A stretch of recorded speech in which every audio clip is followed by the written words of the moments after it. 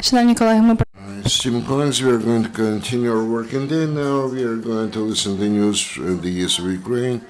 The information will begin by Colonel Lysenko, the Speaker of the Presidential Administration regarding the situation in ATO zone. Good afternoon, dear colleagues. I will start with the good news.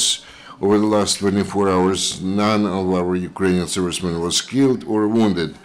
At the same time, the active combat activities in the ATO zone continue, and our adversary actually is the ceasefire in all the directions.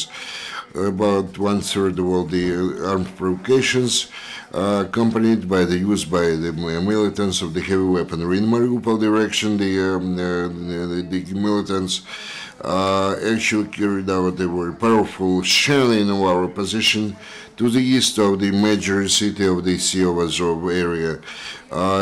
In addition to different guns of different calibers, they use the multi-rocket installation Grad-P.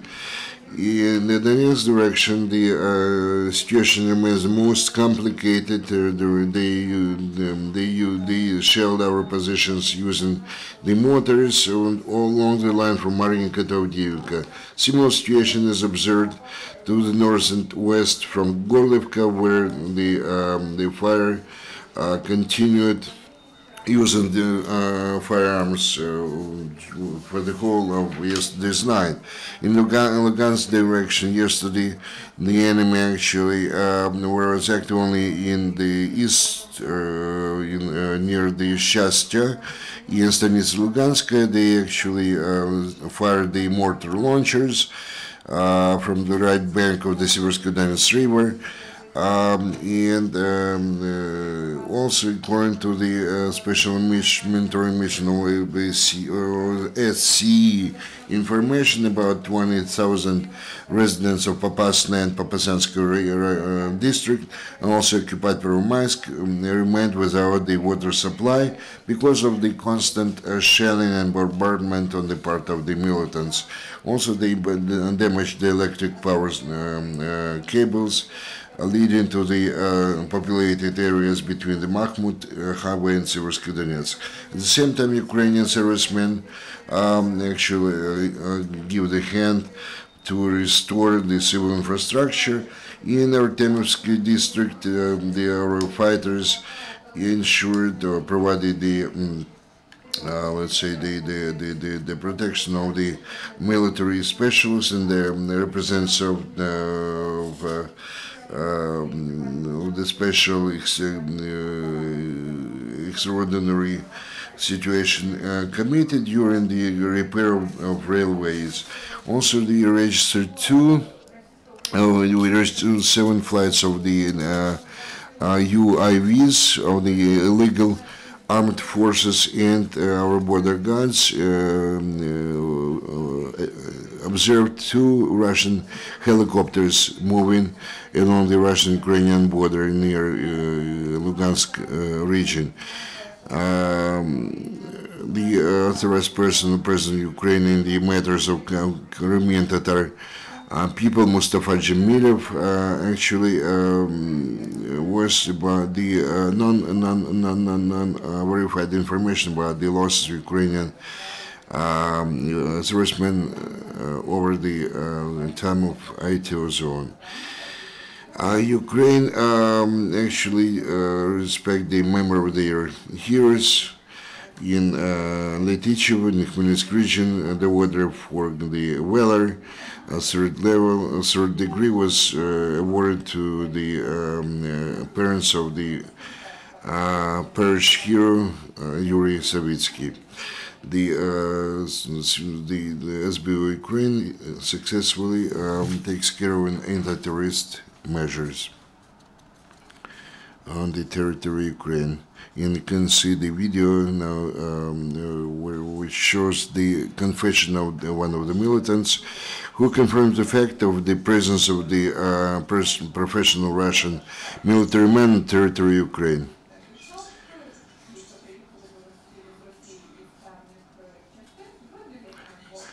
This is actually the resident of Anapa, born in 1994, who was a military man. He's a serviceman in Abkhazia, which is occupied by Russia. It's a part of Georgia, as sniper and the expert in reconnaissance operations, and then joined the pro-Russian bandits in the east of Ukraine. Here we have the war, and we actually we are fighting for the money. The people do not know what they are doing. Actually, it's a quotation. This kind of like brother kills brother, another brother. And actually nobody knows what we are fighting for. Again, what they told us and showed the pictures and the video, this is really fake actually. Thank you. And besides, in the process of special operation to stop the channel of smuggling, to different things to the occupied territory of the militants from the so-called DPR and LPR, they actually detained 8 trucks with the food products and alcohol beverages and other commodities. Also, the special service blocked the attempt to carry 10 tons of the smuggled meat products to the occupied territory. The criminal proceedings were opened against an officer who personally accompanied those trucks with the smuggled goods. Also, the humanitarian aid to the occupied territories still goes on through the checkpoints of Bugas and Zaitsevo. Different trucks came through carrying humanitarian aid from the Red Cross Agency of the Development and Cooperation of Switzerland, one of the benevolent foundations. Those trucks actually carried medications and the food products at the same time, according to the information of SBU. On their way back, those trucks and the passenger car of the Red Cross mission were shelled by the militants near Berezova on the next Volnovakha highway. May I remind you that according to the item 7 of the Minsk agreements, humanitarian aid assistance has to be distributed in compliance with the international recognized principles, and each new encroachment, or let's say of the Russian as the so-called humanitarian convoys, is a blatant violation of Ukrainian and international law and the above-mentioned Minsk agreements. And the rotation in the ranks of the ATO soldiers continues. Certain certificates were issued to 80 employees to the battalion of special forces of the Ministry of Interior.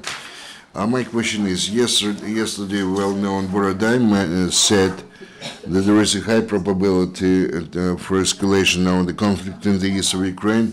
We're going to have a big-time war, and it's quote, as a result of the onslaught of the offensive of the Russian troops.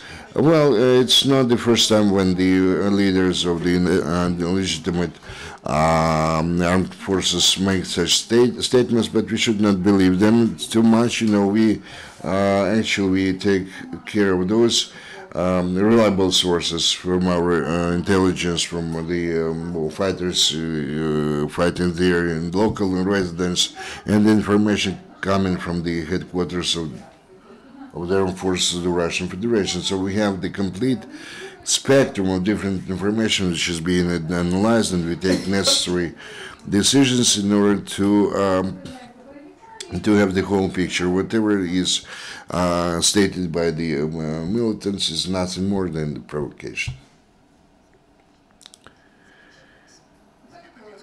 According to the Minsk agreements, we remain in the same line of context which have been specified by those provisions. We have completely fulfill all the, let's say, commitments undertook by us according to those agreements. We do not have. We open fire only in response to their fire.